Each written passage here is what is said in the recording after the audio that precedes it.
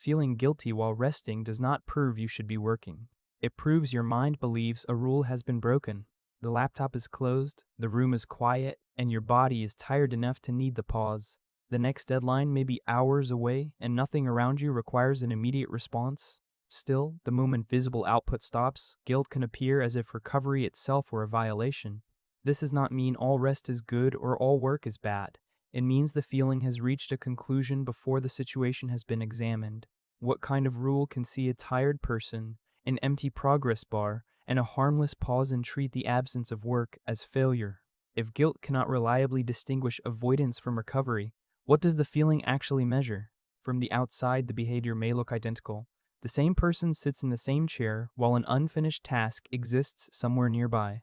In one version, their attention and energy are depleted, and stopping is exactly what allows those resources to recover.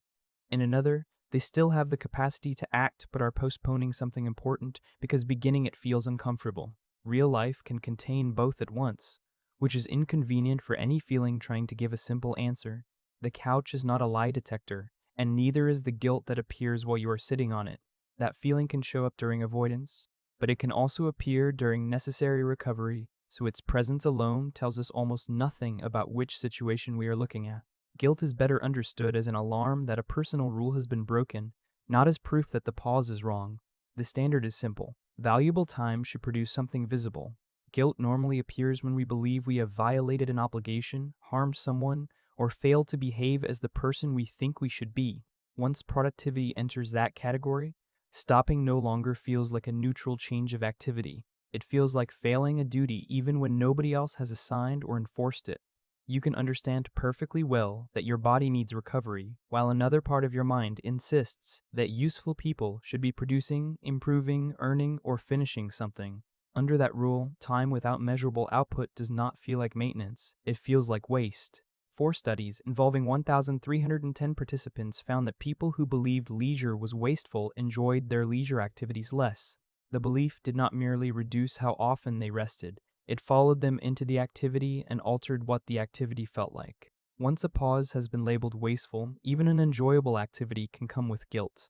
Leisure often feels easier to accept when it serves a recognizable purpose. Enjoyment by itself is difficult to defend under a rule that recognizes only outcomes. A walk may feel questionable until it becomes exercise. A conversation becomes networking, or an evening off becomes preparation for tomorrow's performance. The activity has barely changed, but now it can be defended as useful. Productive rest still makes stopping conditional on a future result. That framing can temporarily reduce the guilt, yet experiments found that presenting leisure as productive did not reliably make people enjoy it more. Permission and pleasure are not the same thing. Calling rest productive may reduce one source of guilt, while the unfinished task remains active.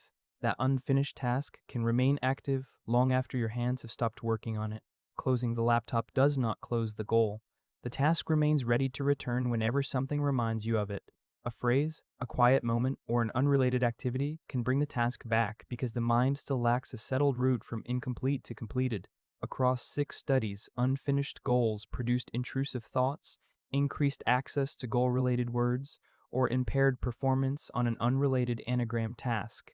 The unfinished work was not merely remembered, it was competing for attention. Then researchers asked participants to make specific plans for when, where, or how they would continue. Those plans eliminated the interference effects, even though the task itself had not yet been completed.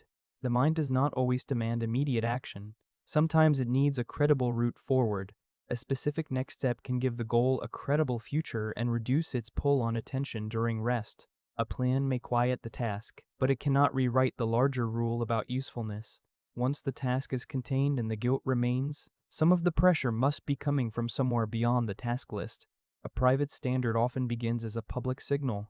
A 2017 series of consumer experiments found that observers could interpret busyness as a signal of competence, ambition, scarce time, and strong demand in the labor market.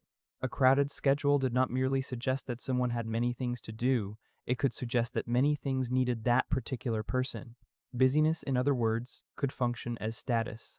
The effect was not universal, and the meaning of leisure and busyness varied across cultures, which matters before turning one pattern into a law of human nature. Still, when a culture repeatedly rewards the busy person with admiration, Urgency begins to look like importance, and available time begins to look like low demand. The imagined busy other does not need to criticize you directly. They only need to appear continuously demanded while you are sitting still. Eventually, comparison continues even after the audience disappears, and an empty hour can feel like a sign that everyone else is moving forward. The schedule has become a measuring stick for the person holding it. Once busyness becomes part of how someone measures their value, stopping can threaten not only what they are doing, but who they believe they are. What happens when the person who most needs recovery depends on productivity to feel secure? Caring about work is not the same as requiring continuous achievement before you can respect yourself. The shift happens when finished tasks, praise, and visible progress become the main way you reassure yourself that you are doing well. While you work, that reassurance keeps arriving in small pieces, a result, a check mark, something finished. Then you sit down, and those signals stop.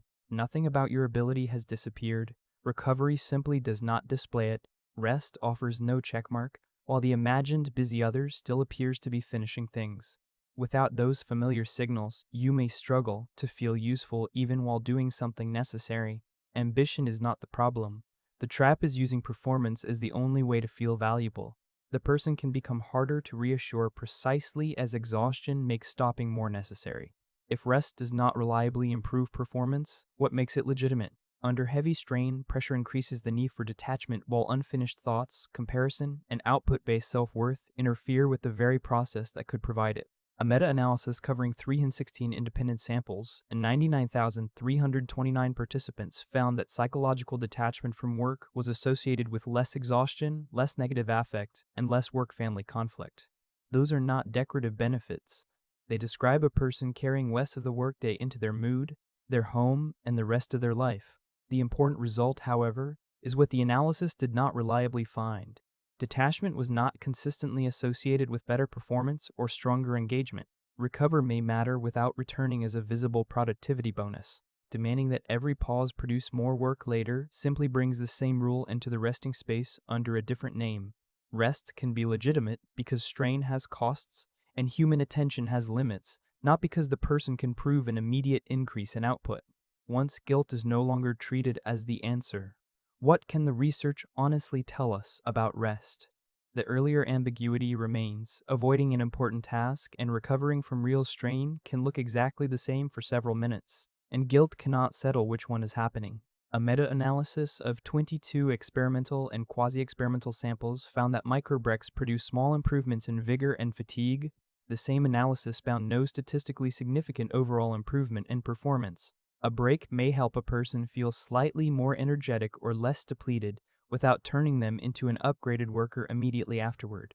A plan can quiet one unfinished goal, but no feeling, checklist, or study can tell you what this particular pause means without context. The research does not approve every pause. It shows only that guilt cannot decide whether the pause is recovery or avoidance. The laptop is still closed, and no progress bar has appeared to confirm that anything useful is happening. The guilt may still arrive, but now it tells you something narrower. Your mind has detected a violation of the rule that valuable time must produce visible output. That alarm can prompt a real question about context, whether you are recovering, avoiding something important, or dealing with a mixture of both. It cannot answer that question for you. Avoidance remains possible, and responsibilities do not disappear simply because guilt is an unreliable guide. Recovery also remains necessary, and maintenance is not a luxury prize awarded only after every task is finished and every standard has been satisfied. Sometimes the absence of output means nothing is being produced because the system itself is being restored. A mind can enforce a rule with complete sincerity, even when the rule was badly designed.